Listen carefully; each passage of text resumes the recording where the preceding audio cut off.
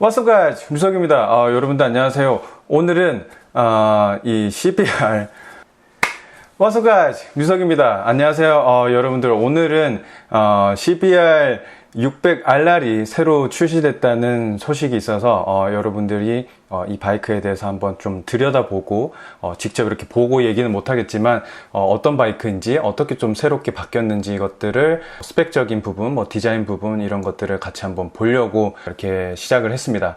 아무래도 제가 이제 일본어는 좀 되다 보니까 여러분들이 좀 보기 힘드실 때 제가 좀 대신해서 이렇게 볼 수 있으면은 또 좋을 것 같아서 이런 컨텐츠를 준비를 했고요. 앞으로도 좀 영어나 이런 것도 좀 준비가 필요하다 생각이 돼서 영어 공부를 하고 싶은데 영어 공부를 어떻게 해야 될지 모르겠어요. 학원을 가도 어떤 학원을 가야 될지 모르겠고 집에서 해야 될지 아니면 진짜 학원을 가야 될지 이름 잘 모르겠는데 혹시 영어 공부에 대해서 할 수 있는 다양한 방법을 좀 알려주시면 댓글로 좋을 것 같습니다. 영어 잘하고 싶어요. 네. What's up guys 말고 또 다른 영어도 해야죠. 그죠?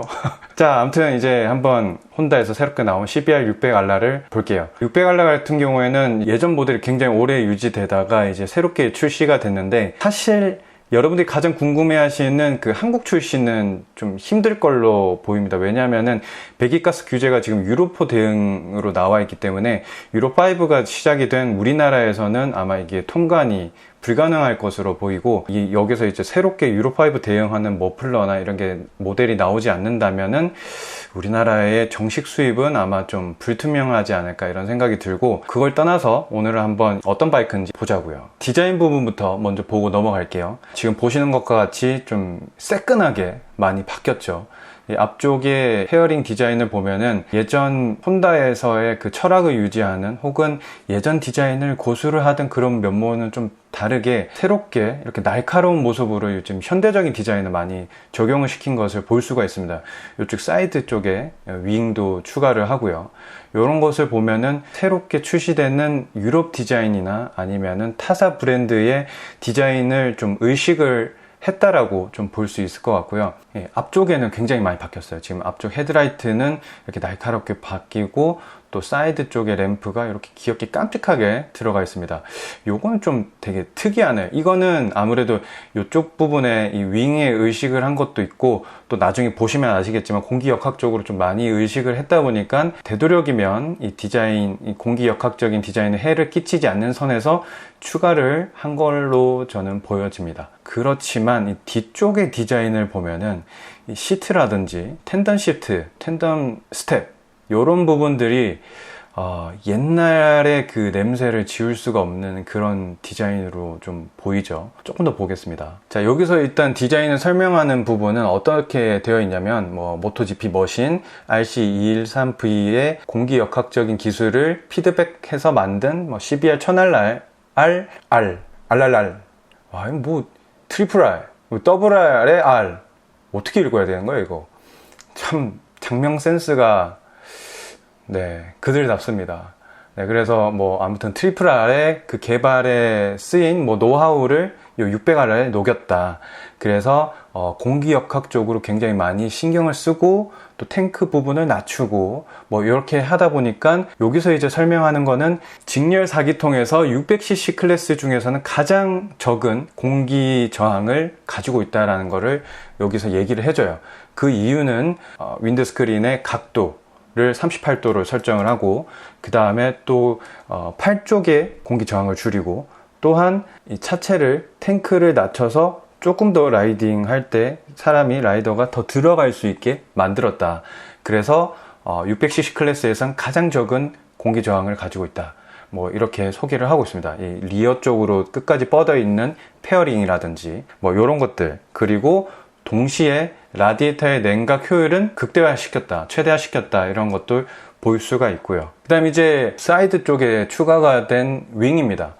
윙 같은 경우에는 최고속을 위해서 만든 게 아니에요. 사실 이 윙을 설치를 하면은 오히려 공기 저항이 늘어나기 때문에 최고속에서는 손실입니다. 오히려 이 윙이 없고 더 매끈하게 만드는 게 최고속에서는 더 좋은데 이 윙을 추가하는 추세의 이유는 무엇이냐면은 안전성입니다.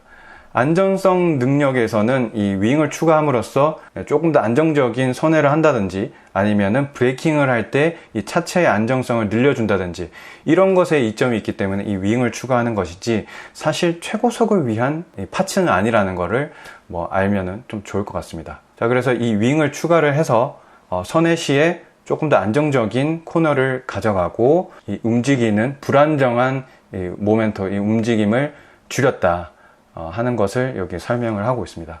자, 이제 디자인을 조금 더 볼 텐데요. 이 전면부 디자인을 보면은 이 에어덕트의 최적을 최대한 효율적으로 만들어서 엄청나게 크지는 않습니다. 아무래도 1000cc가 아니기 때문에 이런 면도 있고, 아무래도 R6나 지금 최근에 만들어진 바이크들은 비슷한 이런 모습을 가져가고 있죠. 그리고 크게 변화된 모습이라고 볼 수 있는 부분은 아무래도 이 양쪽에 들어오는 하향등, 이 하향등이 양쪽에 들어오고 상향등은 안쪽에 들어가 있어요. 하향등, 상향등, 예전 모델은 한쪽에만 들어오고 상향등은 또 나머지 한쪽에 들어오고, R6도 그렇게 되어 있는데 지금 600RR은 하향등, 상향등 모두 양쪽에 들어오는 걸로 바뀌었습니다. 그리고 LED로 바뀌었기 때문에 무게도 줄였다고 하고요.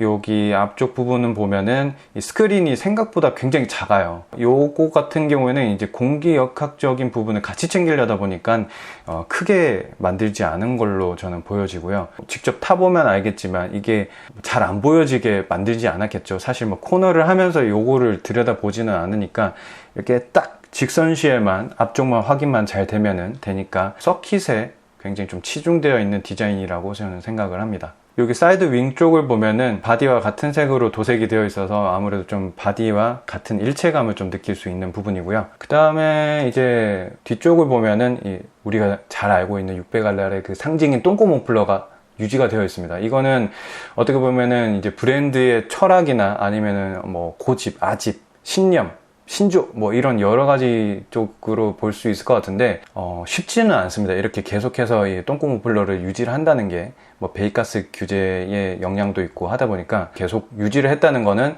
이 혼다의 브랜드 철학이 어떤지를 좀 알 수 있는 부분이라고 생각이 들고, 요것도 LED로 바뀌었는데, 리어 램프도 LED로 바뀌었는데 너무 좀 옛날 냄새가 나죠. 그래도 좀 세련되게 많이 바꾸려고 노력을 한 것 같은데, 그리고 위쪽에서 바라보면은 요쪽 부분은 굉장히 많이 바뀐 거를 느낄 수가 있어요. 여기 앞에 디자인을 하고 좀 뒤에 할 땐 좀 지쳤나? 뒤에는 그냥 구형 그대로의 느낌을 지울 수가 없어요. 요 리어 시트라든지 메인 시트라든지 이런 걸 보면은 좀 옛날의 그 느낌을 지울 수가 없죠. 그죠? 저만 이렇게 느끼나요? 이 디자인의 측면은 좀 앞쪽을 좀 신경을 많이 쓴 느낌을 지울 수가 없다. 사이드를 보면은 좀 스윙암 디자인이라든지 아니면 엔진 케이스, 또 그 다음에 요쪽 부분의 페어링, 요런 페어링 같은 경우에는 이제 혼다가 좀 많은 시도를 안 하는 것 같아요. 변화의 시도를. 앞쪽은 굉장히 세련되게 많이 바뀌었는데, 진짜 많이 바뀌었는데, 그죠?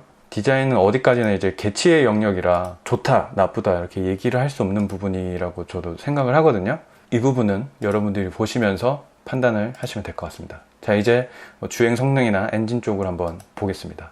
여기서 설명하고 있는 거는 엔진 쪽인데, 기존의 엔진에 비해서 최고 출력의 영역이 조금 더 올라가고, 지금 14,000rpm에서 89kW, 이제 표기 방법이 킬로와트로 전부 다 이제 바뀌는 추세죠. 이제 1.35를 간단하게 곱하면 됩니다. 하면은 120.1마력이 나옵니다. 그래서 약 120마력의 출력이 나오고, 그 다음에 여기서 보면은 600 클래스 레이스의 고성능을 확보하기 위해서 기존의 모델과 다르게 최고 출력의 발생 회전수의 영역을 500rpm 올렸다. 그래서 89kW 120마력 정도가 나오고, 그게 14,000rpm에서 나온다. 그래서 이 회전수를 실현하기 위해서 캠샤프트, 그 다음 밸브 스프링, 그 다음에 크랭크 샤프트를 재질을 변경을 했다. 여기 그래프 보시면 아시겠지만 초록색이 예전 구형 모델, 그 다음에 빨간색이 이번 신형 모델로 볼 수 있는데, 아무래도 여기 조금 더 올라갔죠. 출력이 올라가고, 이 출력 최고점이 조금 더 RPM이 높은 수치에서 발생하는 것을 볼 수가 있어요. 토크도 마찬가지고요.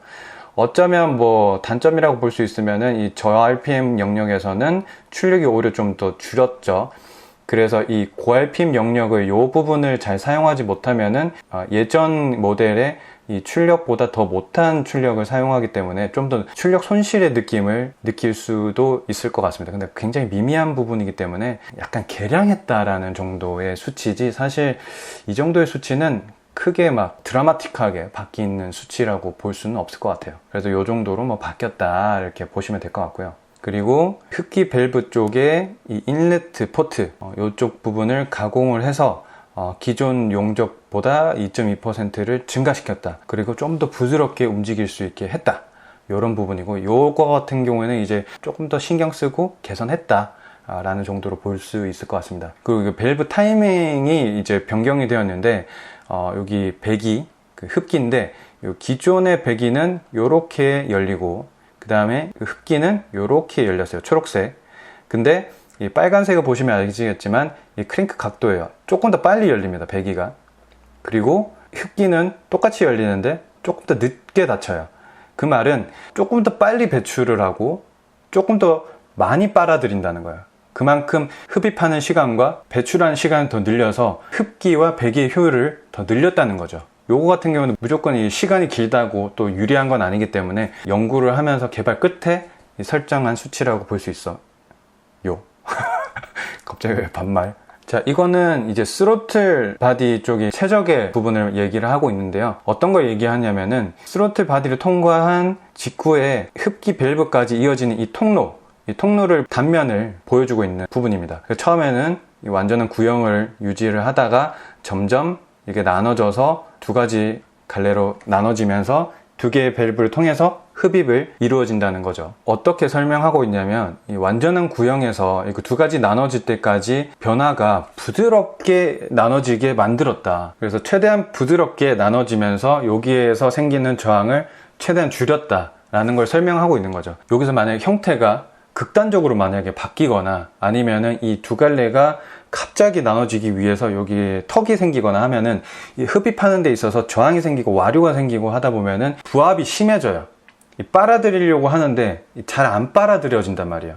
이렇게 생기면은 흡입 압력이 부합이 강해지고 공기 흡입이 안 되기 때문에 출력이 떨어지고 이 와류에 의해서 이 흡입 공기의 온도가 상승이 됩니다. 이거는 엔진 출력에 있어서 손실밖에 없기 때문에 어떻게든 부드럽게 성형해서 잘 스무스하게 빨아들이게 만들어야 됩니다. 근데 이 바이크 특성상 구조가 굉장히 복잡하기 때문에 이렇게 부드럽게 설계를 하기 위해서는 많은 이제 시간과 개발 비용과 이런 게 필요하고 또 그런 걸 통해서 이게 만들어졌다는 거를 이제 알려주는 거죠. 그래서 이 부분까지 우리는 신경을 썼다라고 얘기를 하고 있는 거고요. 자, 이제 배기 쪽입니다. 기존의 파이프의 모양을 한 번 더 이제 수정을 하고 촉매죠, 촉매.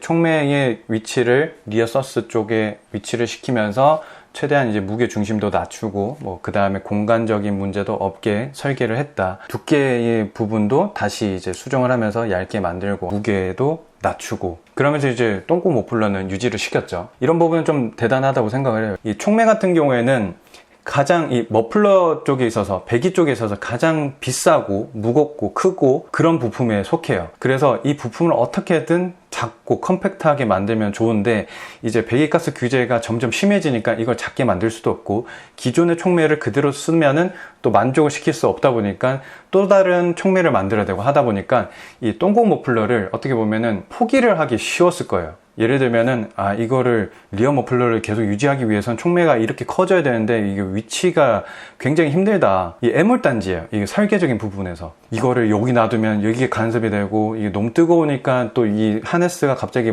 열이 받아서 화재가 일어날 수도 있고 또 여기 놓자니 또 이게 안 되고 막 이러니까 굉장히 어려운 설계란 말이에요. 이 배기 파이프가. 근데 예전에야 그런 환경 규제가 없다 보니까 리어 머플러가 그냥 쉬웠죠. 그냥 이렇게 쭉 연결하면 되니까 촉매 그냥 여기 대충 툭 달면 되는데 이 촉매가 점점 커지니까 여기 안 달아진단 말이야. 그러니까 이제 이거를 대응하기 위해서 여러 가지 하는데 이 촉매와 머플러가 함께 되어 있는 타입이 있고 또 촉매 따로 소음기 따로 되어 있는 머플러가 있습니다. 이거 같은 경우 따로 있는 머플러 같은 경우에는 이제 소음기만 따로 바꾸면서 소음 규제에 만족을 시킬 수 있고 하지만 이게 일체가 되면은 더 컴팩트해지고 하지만 비싸지고 개발 비용과 개발 시간이 굉장히 늘어납니다. 그러니까 배기 하나를 위해서 이 프로젝트 기간을 길게 잡을 수도 없고 이 위쪽의 상사들은 빨리 2020년에 출시해 이러는데 머플러 개발 기간만 막 1년, 2년 이렇게 잡아먹어 버리면은 안 되잖아요. 근데 이거를 분리를 시키고 어떻게 보면 원래 분리가 되어 있었기 때문에 뭐 큰 문제는 없었지만 뭐 유로 4지만 만족을 시키면서 배기 파이프를 만들었습니다. 그런 부분을 여기서 지금 얘기를 하고 있는 부분이고 포기를 할 수 있었던 이 리어 머플러를 고수를 하면서도 개발 기간 안에서 만들었다는 거는 얼마나 똥꼬 머플러에 대한 철학 혹은 이 혼다의 메이커의 그 성향을 알 수 있는 거예요. 이 메이커마다 다르고 나라마다 좀 그런 성향이 다른데 그 일본의 정말 일본인다운 일본스러운 메이커가 혼다가 아닌가 이런 저는 개인적으로 좀 생각을 하거든요. 옛날의 것을 그대로 유지하되 새로운 것을 접목시키고 그렇지만 우리가 추구했던 그 방향은 잃지 않자. 여기에 있는 우리의 어떤 고난과 고통은 감수를 한다. 뭐 약간 그런 느낌도 좀 받을 수 있고요. 좀 이런 부분은 대단한 부분인 것 같습니다. 사실 이게 쉬운 게 아니거든요.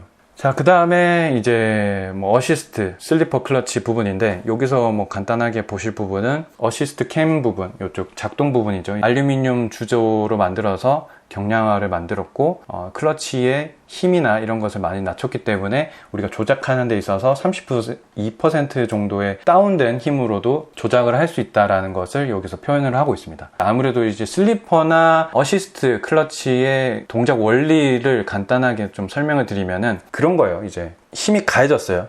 토크가 딱 가해지면은 안쪽 구조가 안쪽으로 빨려드는 당겨지는 구조로 되어 있어요. 그래서 클러치가 더 강하게 붙고 그 다음에 이게 역토크가 걸리면은 멀어지는 효과를 해서 약간 반클러치 혹은 클러치의 그 결합 능력을 살짝 떨어뜨려서 엔진 브레이크를 좀 덜 걸리게 하게 하는 그렇게 만드는 원리로 이 슬리퍼 클러치와 어시스트 클러치 이 두 가지 능력을 여기다가 녹인 그런 기능입니다. 요거 슬리퍼와 어시스트 클러치가 적용되어 있는 바이크는 대부분 90% 이상 모두 이런 원리로 만들어졌다고 생각을 해도 될 것 같습니다. 자, 이제 여기서 보실 부분은 보쉬에서 만든 5축 G센서 IMU라고 하는 이 센서를 달아서 각 속도, 이게 각도의 속도, 그러니까 회전하는 물체의 각 지점에서 생기는 속도예요. 그것과 이제 가속도를 검출해서 혼다 독자적으로 만든 알고리즘을 통해서 1초당 100K의 스피드를 계속 계산을 해서 이 차체 움직임을 ABS라든지 아니면 혼다 셀렉터블, 토크 컨트롤 이거를 융합시켜서 차체 제어를 계속 한다라는 것을 이제 표현을 하고 있고요. 굉장히 거창하지만 흔히 우리 새롭게 출시되는 바이크에는 웬만한 바이크는 접목되어 있는 전자장치가 들어가 있다라고 이렇게 간단하게 이해를 해주시면 될 것 같습니다. 자, 그 다음에 여기서 보실 부분은 스로틀 센서가 전자식 스로틀로 바뀌다 보니까 기존의 케이블로 연결되어 있는 조작 느낌과 다르게 좀 이질감이 생길 수 있잖아요. 아무래도 이 케이블이 없어지니까 그것을 막기 위해서 리턴 스프링이나 아니면 프리쿠션을 발생하는 기구 등을 통해서 위화감 없이 조작을 할 수 있게 만들었다라는 것을 알 수 있고 전자식 스로틀이 들어갔다면 다운시프트도 퀵시프트가 지원이 되지 않을까 이런 예상을 좀 해봅니다. 자, 그 다음에 이 표인데 주행 모드에 따른 이제 설정 값을 나타내주는 표입니다. 굉장히 알아보기 힘들게 만들어져 있는데 어떻게 보냐면은 이 모드가 있고 모드 1, 2, 3, 그 다음에 유저 세팅 1, 2 이렇게 유저가 세팅할 수 있는 거는 두 가지를 만들어줘서 보통 커스텀 모드를 하나를 두는 메이커와 다르게 요건 두 개를 해서 좀 선택의 폭을 재밌게 설정할 수 있는 거를 두 개를 만들어줬고요.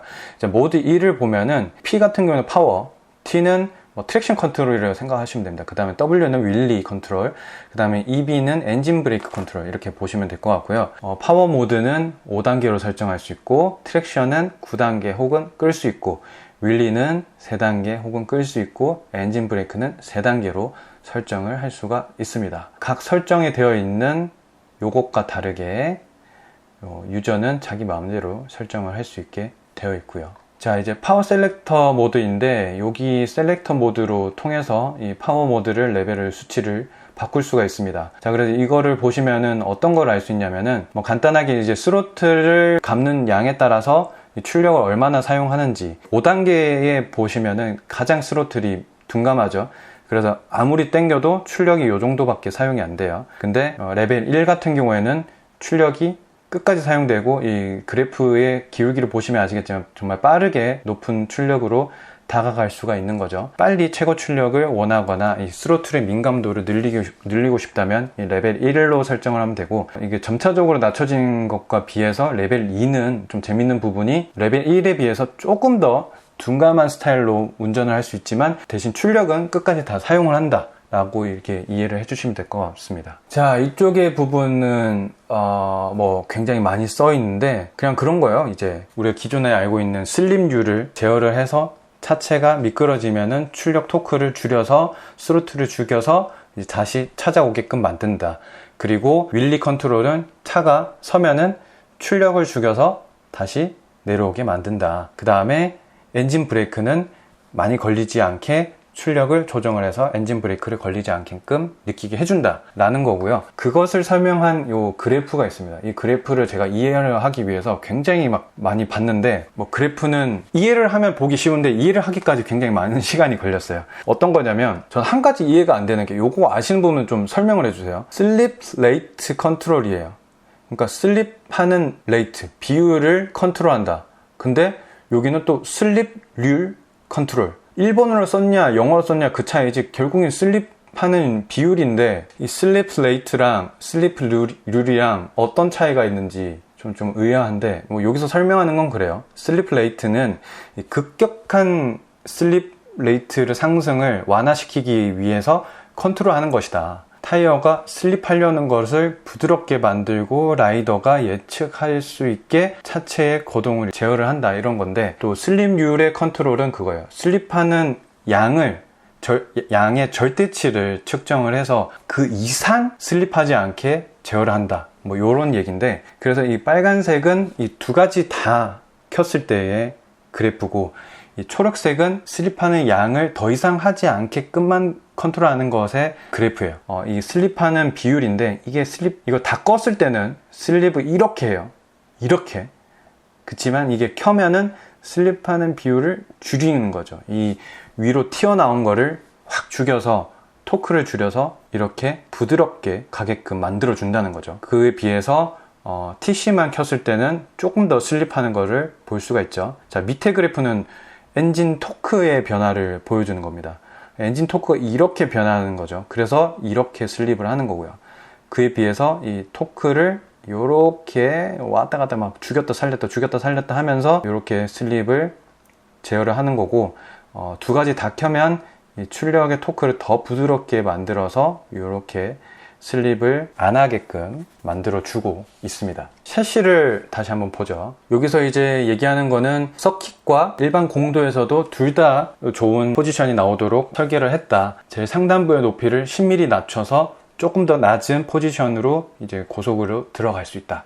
뭐 이런 거를 설명을 하고 있고요. 알루미늄 주조로 만든 이 메인 프레임은 이제 4가지 큰 파트로 구성이 되어 있고, 스티어링 헤드 부분을 강화시켜서 조금 더 강성을 높이고, 엔진의 무게중심을 좀 더 낮추고, 그 위에 탱크의 무게중심도 낮추고, 그래서 무게중심을 좀 더 집중화시킬 수 있고, 그로 인해서 중립의 위치에서 이 바이크의 움직임이 움직일 수 있도록 만들었다 하는 것을 여기서 설명을 하고 있고, 아무래도 이 무게중심이 막 중구난방으로 되어 있으면은 요게 막 흔들리면 요게 간섭이 되고, 막 요게 흔들리면 요게 간섭이 되고, 막 따로만 움직이면 이게 뭐 바이크의 움직임이 굉장히 막 요동치는 현상이 일어날 수 있기 때문에 가능한 한 이 무게중심을 이렇게 뭉치는 게 좋죠. 그래서 그거를 실현을 했다. 그리고 앞쪽 서스펜션은 여기서 좀 주목할 부분은 15mm의 스트로크를 더 늘렸다. 그래서 우리 서킷에 들어가면은 굉장히 급격하게 많이 바뀌는 이 서스펜션의 움직임을 포용할 수 있어서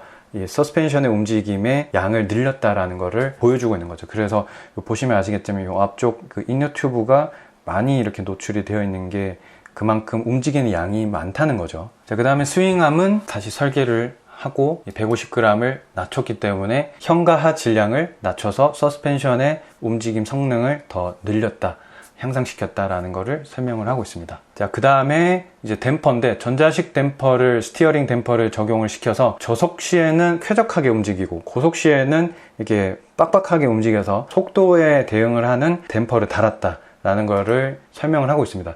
아무래도 이제 기계식 댐퍼 같은 경우에는 이게 한번 설정을 하면은 저속이든 고속이든 똑같은 댐퍼의 그 유압을 만들기 때문에 저속에서는 좀 뻑뻑하다는 느낌을 들 수 있어요. 그래서 이 댐퍼가 너무 뻑뻑하면은 고속에서는 좋지만 조작에 힘이 많이 들고 또 피드백이 좀 적어요. 그래서 그런 부분에서는 단점으로 볼 수 있고, 또 댐퍼가 너무 부드러우면은 고속에서 이 불안한 모습을 보이기 때문에 이런 부분은 이제 서로 이제 단점을 죽이고 장점을 살릴 수 있는 이런 전자식 스티어링 댐퍼를 적용시켰다라는 거를 여기다가 얘기를 하는 거죠. 자, 브레이크는 뭐 기존에 특별한 부분이 없어서 그냥 넘어가고요. 이제 ABS 같은 경우에는 여러 가지 역학적인 설명을 하지만 기본적인 ABS 모듈의 작동 원리를 가져가지만 앞쪽으로 너무 쏠리게 되면 D가 뜨니까 그런 D가 뜨는 부분에서도 브레이크의 압력을 조정을 해서 D가 뜨는 거를 좀 제어를 한다. 또 코너링 시에 브레이킹을 했을 때 슬립을 하는 것을 방지를 하기 위해서 뱅킹 각도에 따른 브레이크 압력을 조정을 한다.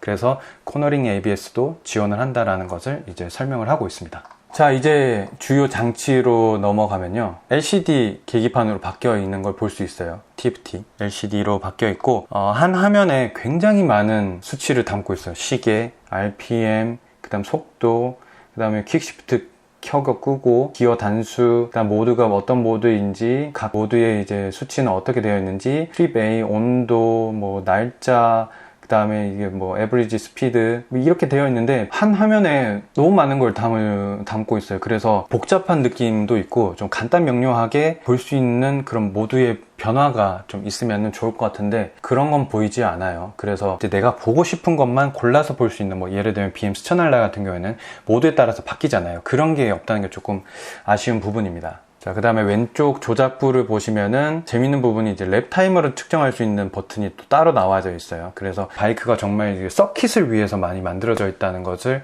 좀 느낄 수 있는 부분이고요. 비상등은 왼쪽에 설치를 해서 우리가 이제 조작을 할 때, 저는 오른쪽에 설치되어 있는 비상등 굉장히 무용지물이라 생각을 하거든요. 그래서 왼쪽에 설치되어 있는 거는 굉장히 좋고, 모드 설정이라든지 그 다음에 클렉션이라든지 여기, 자, 이쪽 부분은 헤드램프가 아까 설명했던 것처럼 하향등 사향등 모두 이제 양쪽이 들어오면서 LED로 바뀌어서 450g을 경량화 시켰다. 이어도 LED로 바꾸면서 320g을 줄였다 설명을 하고 있는데, 좀 약간 구형틱하죠. 이 각진 이 육각형의 모습이라든지 뭐 이런 것들도 좀 되게 옛날틱합니다. 저의 개인적인 생각이지만. 그 다음에 요거는 이제 급브레이크를 잡으면은 비상등이 켜지게끔 만들어져 있다고 설명을 하고 있는 거고요. 그 다음에 HISS, 뭐 혼다 이그니션 버튼을 우리가 흔히 알고 있는 이모빌라이저 키가 적용이 되어 있다 라고 되어 있는데, 이것까지 여기 새길 만큼 그렇게 대단한 기술인가. 자, 가격은 6,000엔이에요 1,800만 원이죠. 그대로 이게 만약에 수입된다 해도 1,800만 원인데, R6 같은 경우는 1,680만 원 정도로 설정이 되어 있는데, 이거는 이제 엔화 그대로 가져와도 1,800만 원입니다. 근데 사실상 이게 수입이 되기 힘들기 때문에, 만약 한국에 수입이 된다면 유로5 대응을 하는 머플러나 엔진이 다시 만들어져야 되고, 그렇게 되면은 엔진을 새로 만들진 않겠죠. 촉매가 바뀌겠죠. 그리고 머플러 형상이 다르게 바뀔 수도 있습니다. 옆으로 빠진다든지. 근데 이 철학적인 부분을 제가 예상을 하자면은 혼다는 안 만들 것 같아요. 그냥 똥꼬 머플러를 계속 유지하고 유로5를 안 만들었으면 안 만들었지, 그걸 만들기 위해서 새로운 머플러를 만들고 개발 비용을 엄청나게 들여가지고 또 개발 시간 들여가지고 리어 머플러를 유지를 못한 채 옆으로 빠져나오는 600R를 만든다? 그러면은 안 되죠. 그냥 650R을 팔겠다라고 그냥 생각을 할 것 같아요. 그래서 출시는 제가 볼 때는 우리나라나 유럽은 안 될 것 같고요. 그래서 이 가격은 뭐 그냥 뭐 그렇다, 굳이 들어온다고 생각하자면 요 정도 가격이다 라고 생각을 하면 될 것 같아요. 자, 이렇게 오늘 좀 길게 이렇게 리뷰를 하게 됐는데 어떻게 보셨는지 모르겠습니다. 갑자기 방구석에서 이게 찍게 됐는데 핸드폰으로 찍고 있는데 어떻게 보면 그림의 떡인 600알라를 한번 들여다봤고 이런 바이크가 혼다에서 나왔구나, 혼다가 이런 생각을 가지고 바이크를 만들고 있구나 라는 거를 조금 뭐 볼 수 있는 한 모델이 되었지 않나 이런 생각이 들고, 앞으로도 뭐 이런 비슷한 컨텐츠가 가능하다면 계속해서 이제 새로운 모델, 혹시 또 보고 싶은 모델인데 한국에서 아직 다뤄지지 않았다라는 게 만약 있으면은 댓글로 많이 남겨주시고, 또 앞으로도 이런 컨텐츠도 계속해서 한번 만들어 보도록 하겠습니다. 여러분들 오늘 시청 감사드리고요. 재밌게 보셨다면 좋아요, 구독하기 잊지 마시고 꼭 눌러주세요. 돈 드는 거 아니잖아요. 제발 꼭 눌러주세요. 저에게 많은 힘이 됩니다. 오케이, 그럼 다음에 또 인사를 드리도록 하겠습니다. 안녕. 와, 1시간을 찍었네.